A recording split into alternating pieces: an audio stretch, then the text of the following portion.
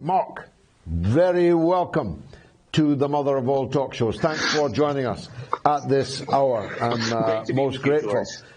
Thank you. Now, I know that technology is your forte, but I also know that you take a close interest in the issue of currency. I've been arguing that the main weapon in the armory of U.S. hegemony is actually the dollar rather than the cruise missile, rather than the military hardware, which they're not actually all that good at anyway. They don't like to hear this, but they haven't won a war since 1945, and it wasn't even them that won that.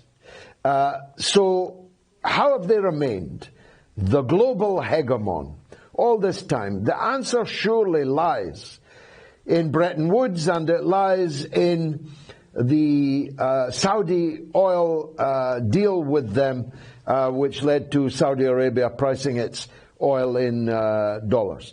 If it begins to change that paradigm, U.S. power potentially falls away like leaves in the autumn. Yes. No, George, you're right. I mean, everything we see from so-called American soft power out of Hollywood perpetuates this myth that, what makes the U.S. great is its military machine. And there's no doubt that it's enormous. Something like $750 billion U.S. dollars a year is spent on defense. That's the U.S. military budget. And there's a lot of impressive technology. It's a large army, of course, but you're absolutely correct. The real power and the real foundation of American hegemony is the U.S. dollar. And to put this in, relatively straightforward terms, and of course we can get into some of the economics of it, but put it this way. Money used to be worth something. So you think about gold. People would use gold for money, and that's because it was hard to find. It was valuable. And what happened, think about it this way. If you or I, instead of having to give something valuable like gold for things that we wanted, we could go to the pub, to the bar, have a beer, and instead of giving real money, we could write a piece of paper that says, I owe you some money. If I wanted to go buy a car, I could do the same thing. If I wanted to buy a house, I could do the same thing. Wouldn't that be a wonderful world? And in fact, that is what the U.S. has been doing since the 70s, when they delinked the U.S. dollar from gold, meaning it used to be that a U.S. dollar stood for a certain amount of gold that you could exchange for gold, for something of real worth. And today, or actually since the 70s, it's become what's called fiat money, which means that it's nothing more than just a piece of paper. But now you've got a problem. If I wrote an IOU and I went to the bartender would probably laugh at me. But what happens? The U.S. was able to say to also at the same time to Saudi Arabia, because everyone in the world needs oil, and Saudi Arabia then and still is one of the biggest, if not the biggest, oil producers in the world, say, look, Saudi Arabia, we would sure like it if you would only take our IOUs for oil. And of course, oil is a very real and valuable product that everyone around the world needs. So in exchange for providing a military guarantee, Saudi Arabia said yes. And of course, now that creates an enormous demand for these IOUs. So if you or I were able to do that, we would have a pretty good thing going there.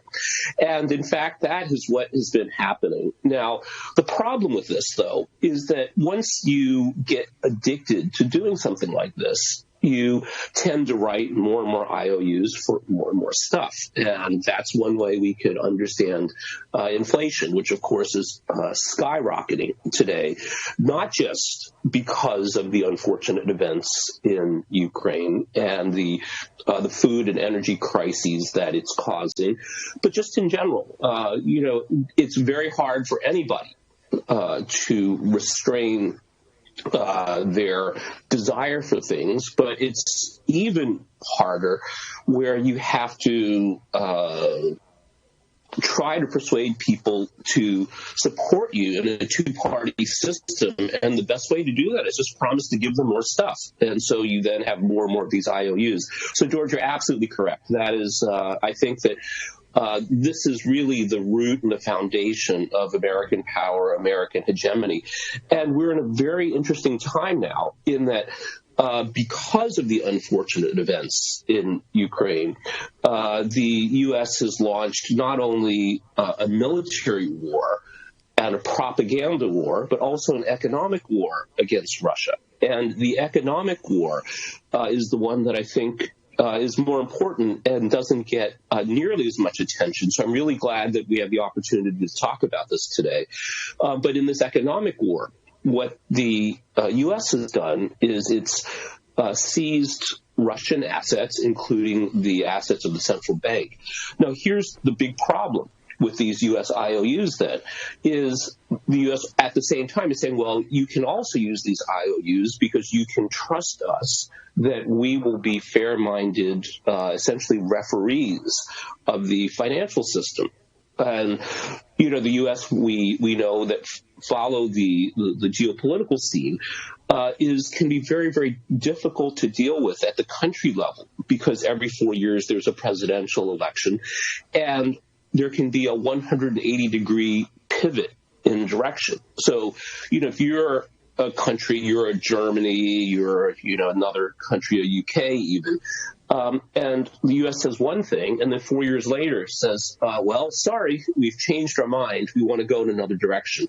You know, that can be very, very challenging. But now I think what the world has seen is not only does it have to deal with this, but the financial system, the U.S. dollar, which most of the world relies on, has been shown to be fundamentally unreliable because now I could say if I was issuing all these IOUs, oh, you know what, because I don't like you, your IOUs are now worthless.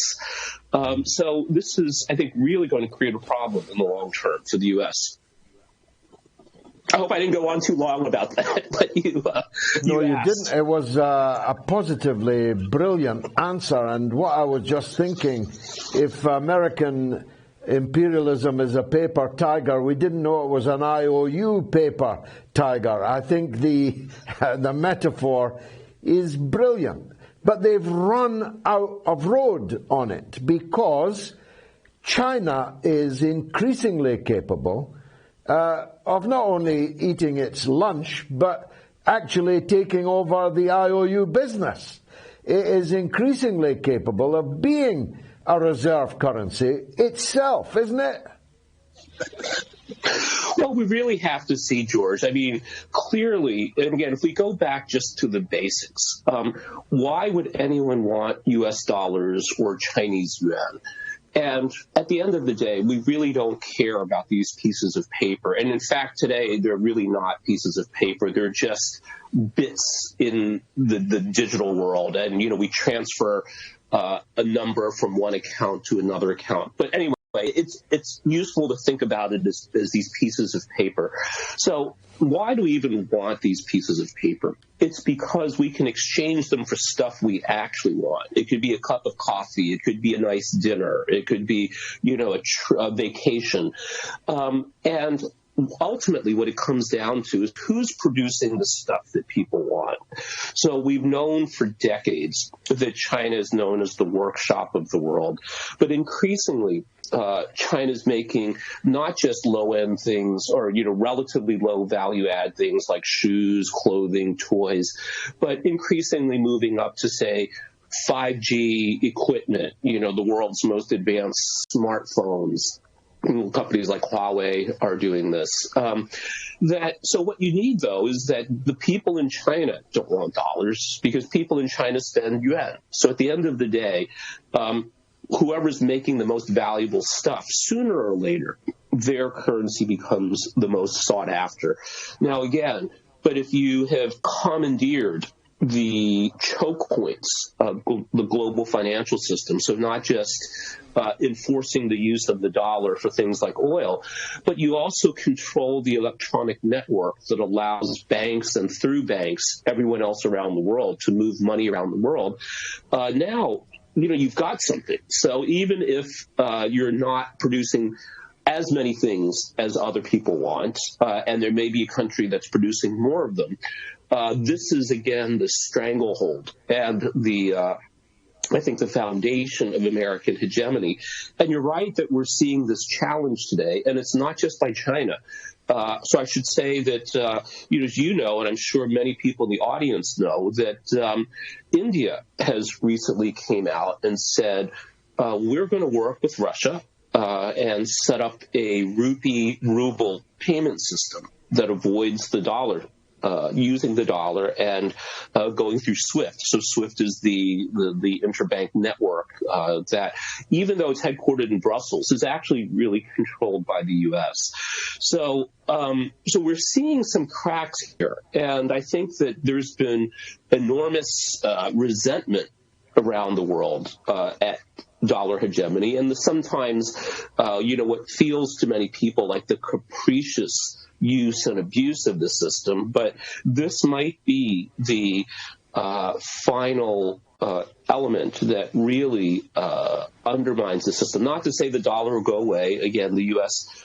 Is the largest economy in the world in nominal terms, but it's actually only the second largest in purchasing power parity terms. So it's not that the dollar's going away, but I think that the U.S.'s ability to enforce and punish countries, companies, people around the world may be severely weakened.